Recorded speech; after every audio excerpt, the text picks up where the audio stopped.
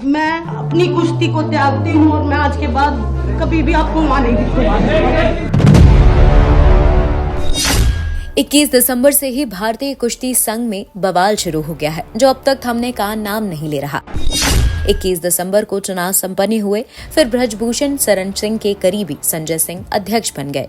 फिर मामला और तेजी से गर्मा गया। ओलंपिक में ब्रॉन्ज मेडल जीत चुकी रेसलर साक्षी मलिक ने तब संघ के इस चुनाव पर दुख जाहिर करते हुए प्रेस कॉन्फ्रेंस के दौरान अपने जूते निकालकर मेज पर रख दिए और रेसलिंग से संन्यास का ऐलान कर दिया।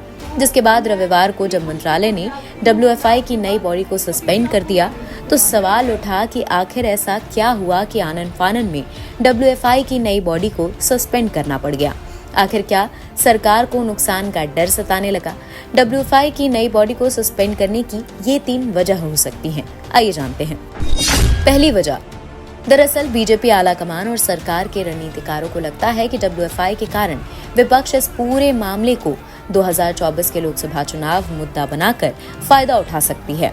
विपक्ष का मुद्दा बनाने के पीछे कारण ये है कि WFI मामले में यौन शोषण का आरोप ब्रजभूषण सिंह शरण पर लगे हैं, जो उनकी WFI के अध्यक्ष के साथ साथ बीजेपी के कासगंज से सांसद भी हैं। WFI के चुनाव नतीजों के बाद बीजेपी सरकार को लगता है WFI चुनाव के बाद ब्रजभूषण शरण सिंह के समर्थक वाले ग्रुप यानी संजय सिंह और उनके ग्रुप के जीतने के बाद बजरंग पूनिया द्वारा पद्मश्री लौटाना, साक्षी मलिक और विनेश फोगाट का कुश्ती संघ से संन्यास लेने की घोषणा की बाद प्रियंका गांधी साक्षी मलिक से मिलने पहुंची थी, जो विपक्ष की एक रणनीति हो सकती है, जिस वजह से इसे सस्पेंड किया गया।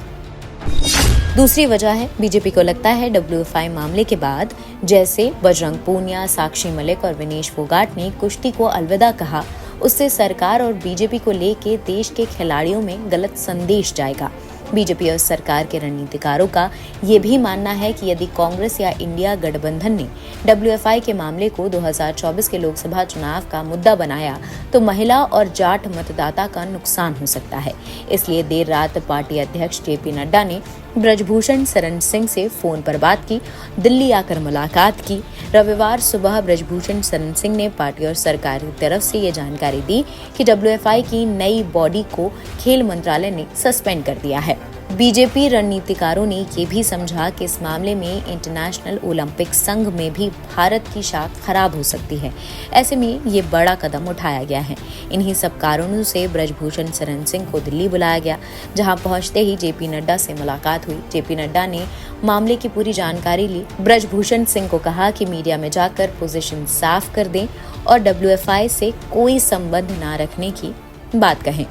उन पर यौन शोषण के आरोप हैं, जो मामला कोर्ट में है और कोर्ट में जो फैसला लिया जाएगा वो उन्हें स्वीकार्य है। सूत्रों के मुताबिक रणनीतिकारों का मानना है कि WFI की नई body Delhi high court suspension के खिलाफ जाएगी, इस फैसले पर रोक लगाने की मांग करेगी। कोर्ट अगर सरकार सस्पेंशन को रद्द करने का आदेश देता है तो सांप भी मर जाएगा और लाठी भी नहीं टूटेगी। NBT ऑनलाइन की रिपोर्ट।